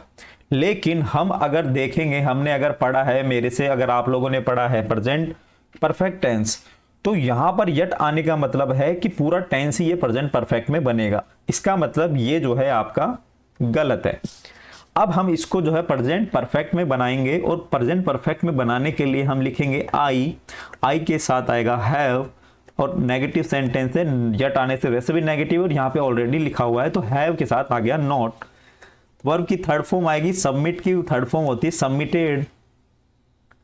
एक सेकेंड, यहां पे हो गया आपका सबमिटेड माई असाइनमेंट यट, मतलब मैंने अभी तक मेरा असाइनमेंट सबमिट नहीं किया है।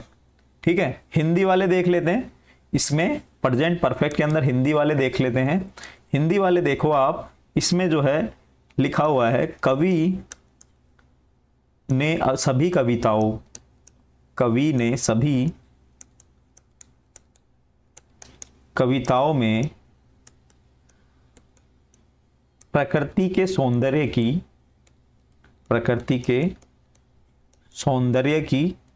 का वर्णन किया है। कवि ने सभी कविताओं में प्रकृति की जो है क्या किया है, वर्णन किया है, प्रकृति के सौंदर्य का वर्णन किया है।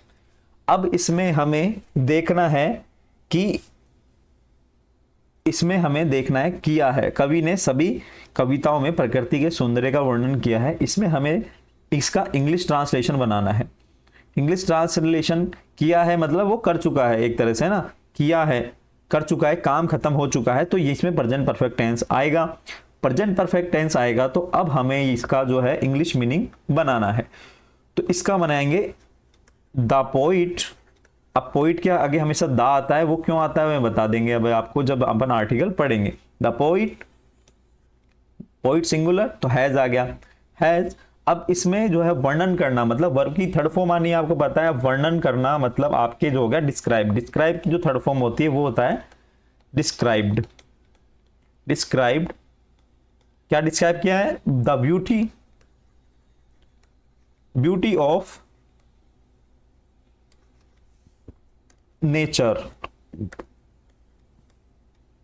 नेचर इन ऑल पॉइंट्स, कवि ने अपनी सभी कविताओं में, इन ऑल पोएम्स, ठीक है। इस तरह से जो ये हमने कर दिया, हमें केवल सिंपल सा ये ध्यान रखना है कि एक तो वर्ब की थर्ड फॉर्म आनी है और हैज हैव आना है, ठीक है। ये हो गया प्रेजेंट आपके परफेक्ट टेंस।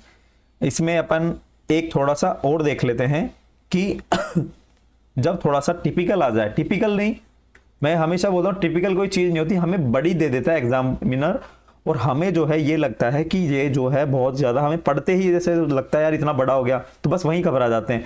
और घबराने का मतलब है कि आप वहाँ पे अपने हथियार डाल चुके हो। हमें हमारे हथियार नहीं डालने हैं, हमें जो है पूरा सेंटेंस पढ़ना है, समझना है, रूल्स लगाने हैं, फिट करना है और बनाना है। आतंकवाद, जैसे आतंकवाद न केवल हिंसक गतिविधियां पैदा करता है, आतंकवाद न केवल हिंसक गतिविधियां पैदा करता है, हिंसक गतिविधियां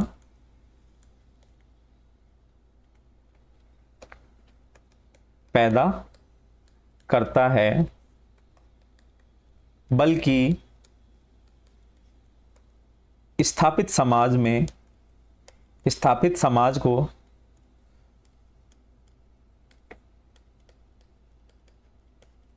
स्थापित समाज को भी नष्ट करता है, स्थापित समाज को भी नष्ट करता है।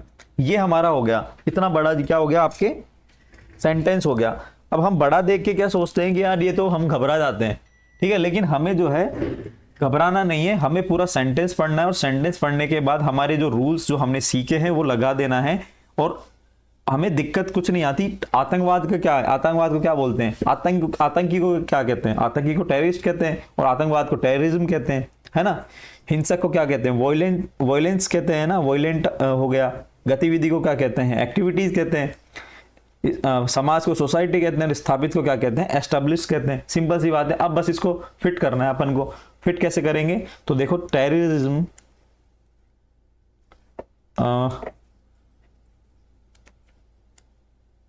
टेररिज्म, टेररिज्म नॉट ओनली, ये कंजक्शंस होते हैं, नॉट ओनली बट आल्सो, तो ये अलग चीज है। न केवल मतलब नॉट ओनली। अब क्या होगा कि पैदा करना, मतलब एक तरह से अपन बोल सकते हैं क्रिएट, है ना, क्रिएट्स।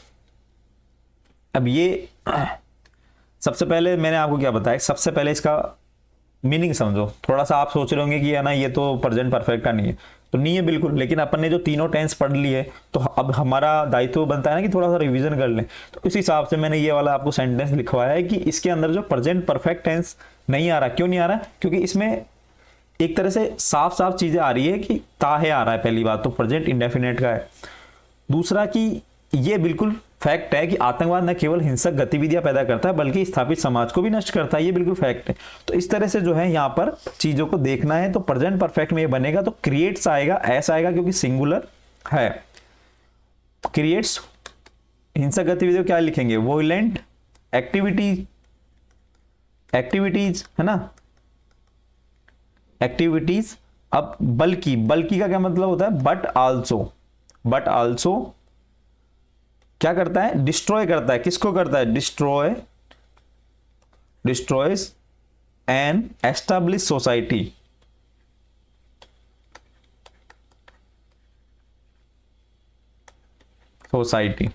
ठीक है। इस तरह से जो है ये सेंटेंस बनेंगे हिंदी वाले। हमें केवल आपको जो है चीजों को समझना है, पहचान याद करनी है। भाई टेंस अगर अपन पढ़ रहे हैं तो सबसे पहला काम क्या है, सबसे पहला काम आता है अपना पहचान का। अगर आपने पहचान लिया तो आप एक स्टेप पार कर चुके हैं। दूसरी स्टेप हमें क्या करना है कि पहचान लिया तो ये कौन सा टेंस आएगा, प्रेजेंट परफेक्ट, कंटिन्यूस या परफेक्ट या इंडेफिनेट, कौन सा टेंस आएगा वो पहचान लिया। अब जैसे हमने कोई टेंस पहचान लिया, उस टेंस में हेल्पिंग वर्ब कौन सी लगेगी, हेल्पिंग वर्ब का पता चल गया। हेल्पिंग वर्ब डू डज लगेगी, इज एम आर लगेगी या हैज हैव लगेगी। उसके बाद हमें ये ध्यान रखना है कि जो है मेन वर्ब मतलब वर्ब की कौन सी फॉर्म लगेगी वो ध्यान रखना है। बस इसके अलावा आपका कोई काम नहीं है, आपको जो सूत्र है, फॉर्मूला जो है, उसके हिसाब से सबको फिट कर देना है। फिट करते ही आपका जो है काम हो जाएगा। परफेक्ट टेंस हमारा कंप्लीट हो चुका है। अब हम जो करने वाले हैं वो करने वाले हैं perfect continuous, present perfect continuous.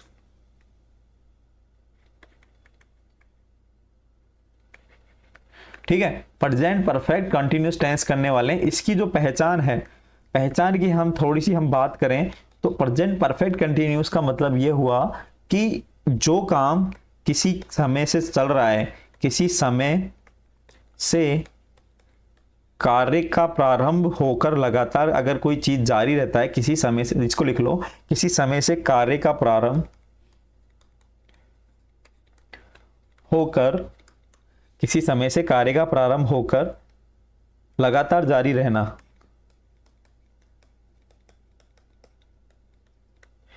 ये इसकी पहचान होती है। मतलब कोई काम जो है अभी किसी निश्चित समय से स्टार्ट हुआ है और अभी तक जारी है, तो परफेक्ट कंटिन्यूस में वो आपके आने वाला है। अब इसमें हम थोड़ा सा यहाँ देख लेते हैं कि हेल्पिंग वर्ब क्या होने वाली है। तो दोस्तों परफेक्ट की तो हेल्पिंग वर्ब आ जाए। इसमें देखो दो टेंस को मिला के ये बना हुआ है, परफेक्ट और कंटिन्यूस।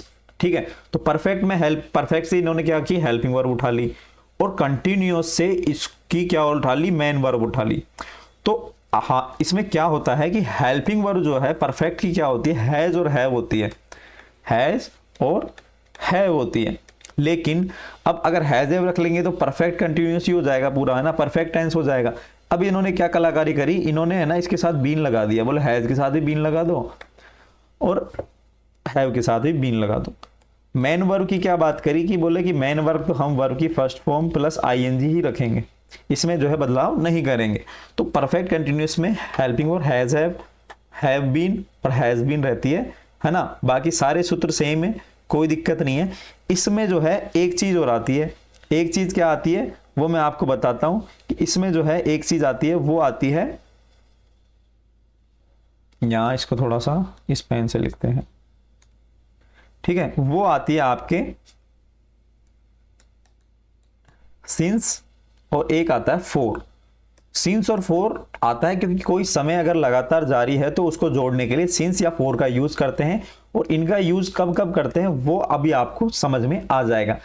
ठीक है, कोई भाई काम स्टार्ट हो रहा है कि 3 हफ्तों से कोई काम कर रहा है ना, जैसे मान लो राम लगातार 4 सालों से पढ़ाई कर रहा है। ठीक है, तो 4 सालों से अगर पढ़ाई कर रहा है तो वहां सिंस आएगा कि फोर आएगा, वो हमें देखना है। तो अभी सेंटेंस करते करते अभी समझ में आ जाएगी आपको सारी चीजें। आगे चलो, आगे हमें जो है सूत्र फॉर्मूले आपको मैंने बताई रखे, है ना, तो कोई टेंशन लेने की बात है नहीं। हम सीधा इसके क्या करते हैं, हम क्या करते हैं सीधा इसका, चलो सूत्र लिख ही लो आप, क्या ही फर्क पड़ता है। अफर्मेटिव सेंटेंस का सूत्र क्या होता है कि सब्जेक्ट आ गया, सब्जेक्ट के बाद आपका जो है हैज या हैव आ गया, इसके बाद जो है बीन आ जाएगा, बीन के बाद जो है आपकी वर्ब की फर्स्ट फॉर्म प्लस आईएनजी आ जाएगा, उसके बाद ऑब्जेक्ट आ जाएगा, ऑब्जेक्ट के बाद जो है आपके यहां लिख लेते हैं आगे सिंस या फोर आएगा, सिंस या फोर आएगा, और उसके बाद जो है टाइम आ जाएगा, और ये फुल स्टॉप आ जाएगा। इतना सा डिफरेंस है। हैज हैव बीन वर्ब की फर्स्ट फॉर्म और सिंस और फोर घुसेड़ना है, कुछ नहीं करना है, बीच में मिक्स फिट कर देना है, बाकी सारी चीजें अपना आप हो जाएगी। जैसे भाई हमें एग्जांपल देखते हैं कि he is learning music for 2 hours। ठीक है, वह म्यूजिक सीख रही है 2 घंटे से। अब इसमें जो 4 आया ना, इससे ये हमें पता चल गया, और 4 आ गया और टाइम आ गया ना, इससे ये हमें पता चल गया कि ये जो है भाई साहब टेंस देखने में तो प्रेजेंट कंटिन्यूस का लग रहा है। लर्निंग इज आ गया है ना, आईएनजी और वर्ब की फर्स्ट फॉर्म प्लस आईएनजी आ गया और इज एमआर आ गया, तो देखने में तो ये क्या लग रहा है, प्रेजेंट कंटिन्यूस। लेकिन 4 और टाइम आने से ये जो है प्रेजेंट परफेक्ट कंटिन्यूस का है, इतना हमें पता चल गया। अब हमें क्या करना है, बस सूत्र के अनुसार लगा देना है। ही आ गया, ही के बाद जो है हमारी हेल्पिंग वर्ब आएगी, तो हेल्पिंग वर्ब सिंगुलर के हिसाब से हैज आएगी, हैज के साथ हमें बीन लगाना था, और लर्निंग तो आपको पता है ही कि वर्ब की फर्स्ट फॉर्म प्लस आईएनजी तो इसमें आएगा, म्यूजिक का म्यूजिक आ जाएगा, और फॉर 2 आवर्स ये आएगा,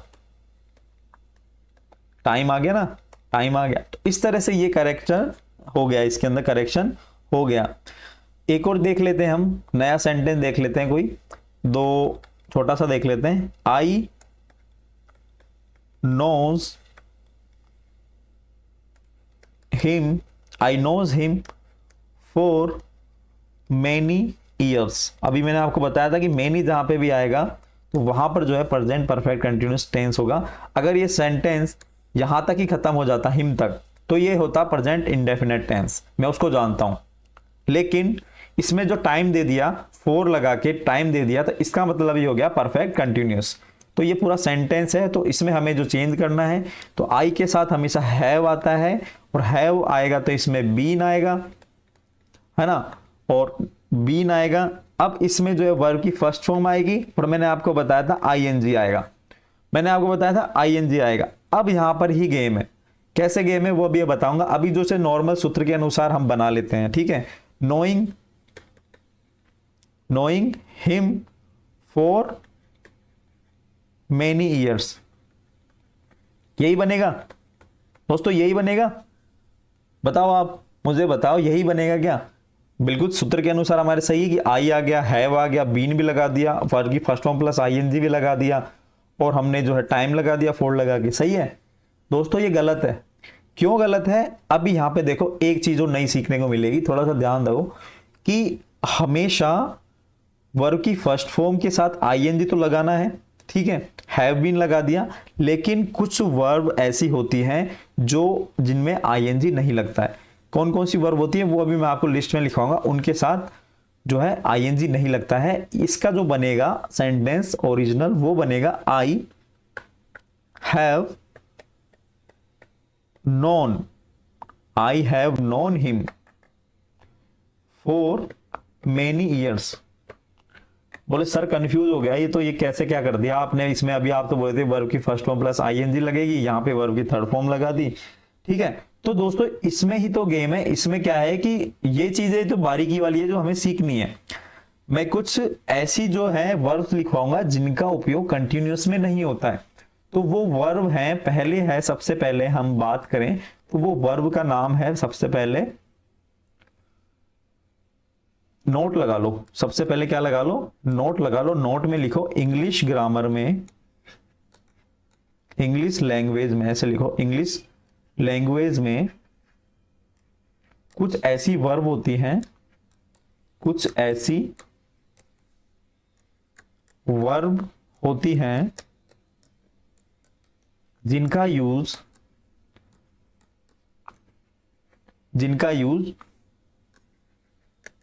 कंटीन्यूअस टेंस में नहीं करते।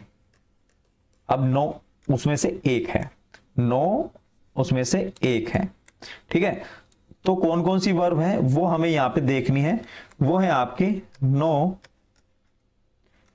सेकंड है बिकम, ठीक है, believe, behave,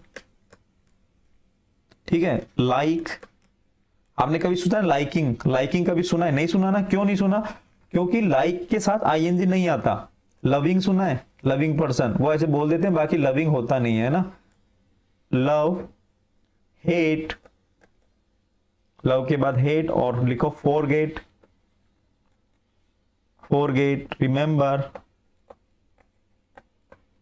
remember, own, see, seem, want, belong, wish, imagine, imagine है ना, imagine, imagine के बाद लिख लो यहां पे understand,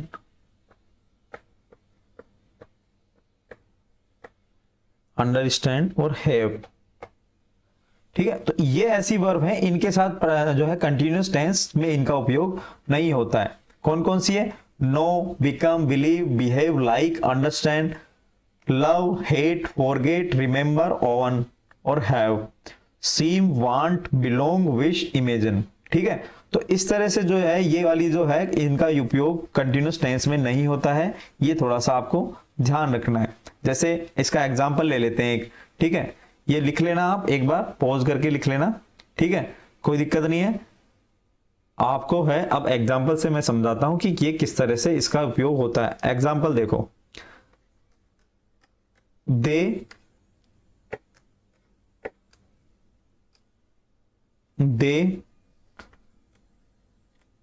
गुड फ्रेंड, दे गुड फ्रेंड सिंस 2010, वे 2010 से अच्छे दोस्त हैं। अब इसमें ऑप्शन ए देखो, इसमें क्या बिकम आएगा? सेकंड ऑप्शन देखो, हैव बीन, बिकमिंग। तीसरा ऑप्शन देखो, तीसरा ऑप्शन क्या है? तीसरा ऑप्शन कह रहा है कि इसमें जो है हैव बीन, बिकम।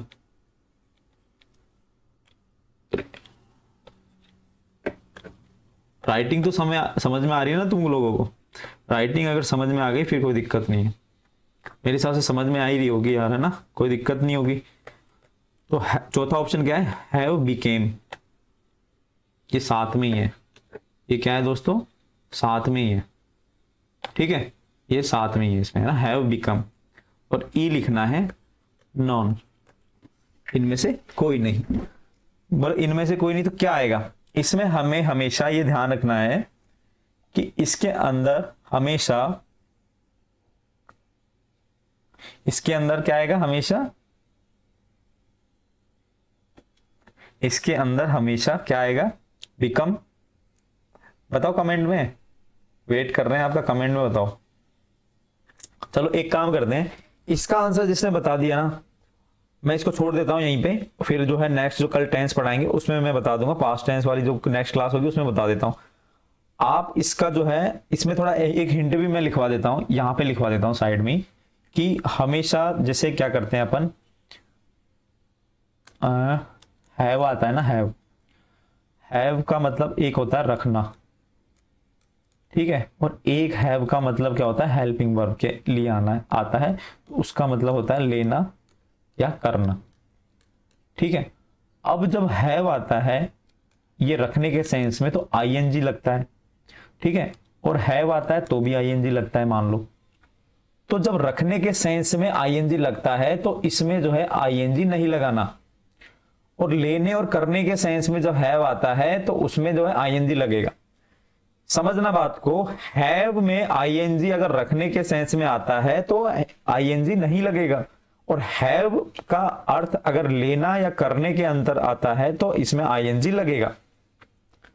जैसे एग्जांपल देखते हैं, मेरे पास एक कार है, मतलब मैं एक कार रखता हूं, तो आई हैविंग ए कार नहीं होगा, इसका होगा I have a car, I have a car, है ना, I am have a car, इसका मतलब होगा, सिंपल सी बात है। इसी तरीके से आपको जो है इसका आंसर देना है, मैंने आपको हिंट दे दिया है। अगर आप सच में एस्पिरेंट हैं, अगर सीरियस तैयारी कर रहे हैं तो कमेंट जरूर करेंगे, गलती करो पर कमेंट जरूर करना है, ठीक है। इसका आंसर क्या क्या होगा हमें यह बताना है आपको, ठीक है, ठीक है ना दोस्तों। तो इस तरह से जो है प्रेजेंट कंटिन्यूस आपका हो चुका है, टेंस प्रेजेंट कंटिन्यूस हो चुका है। हम इसमें हिंदी वाले सेंटेंस देख लेते हैं, 2 सेंटेंस और हिंदी वाले देख लेते हैं। हिंदी वाले सेंटेंस में हम देखते हैं कि राजस्थान सरकार, अभी अपन ने जो तीनों चारों टेंस पढ़े ना उसमें से मिक्स है, मिक्स को अभी आपको करना है, टेंस बताना है कि कौन सा है। राजस्थान सरकार ने हाल ही में, इसका इंग्लिश में बनाना है, हाल ही में गरीबों के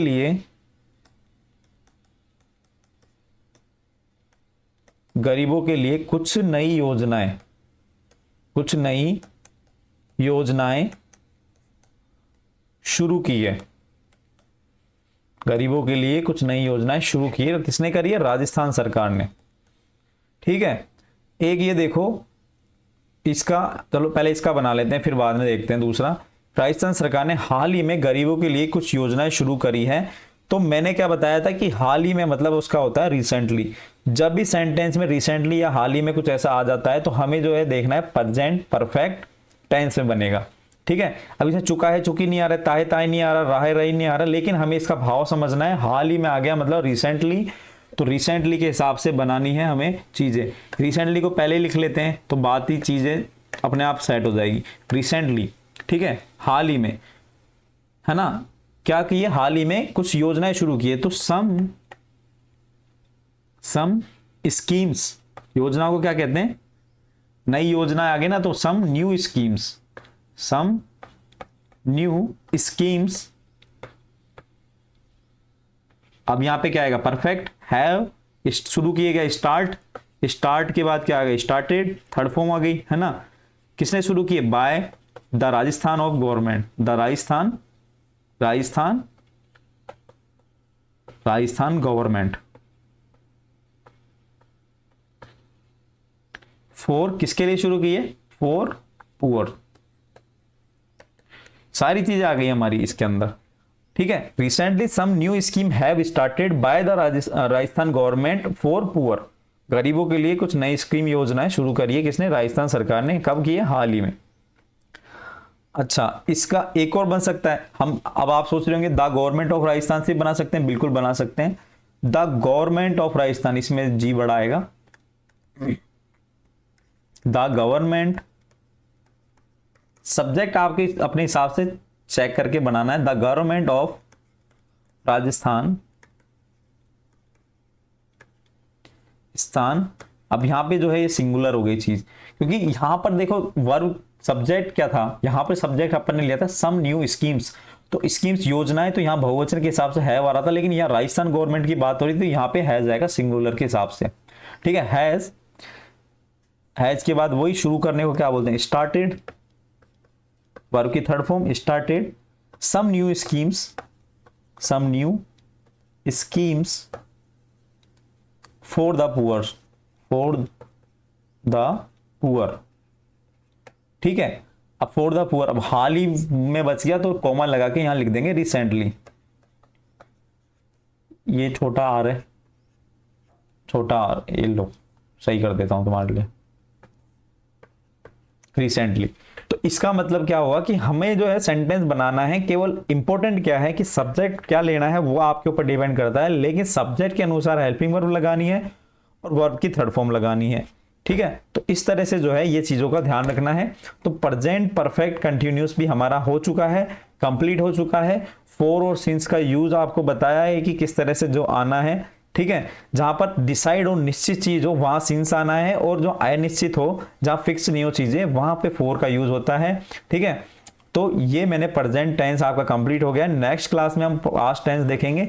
तो दोस्तों चैनल को सब्सक्राइब करना मत भूलना। इस सेशन में अगर कुछ समझ में नहीं आ रहा है तो उसको वापस से एक बार रिवीजन करके देखना, गारंटी से समझ में आ जाएगा, इस बात की मैं गारंटी देता हूं। नहीं आता है तो आप मुझे कमेंट कर सकते हैं, कमेंट में बता सकते हैं, पूछ सकते हैं, डायरेक्ट मैसेज भी कर सकते हैं इंस्टाग्राम पे, टेलीग्राम पे, उसका लिंक आपको डिस्क्रिप्शन में मिल जाएगा।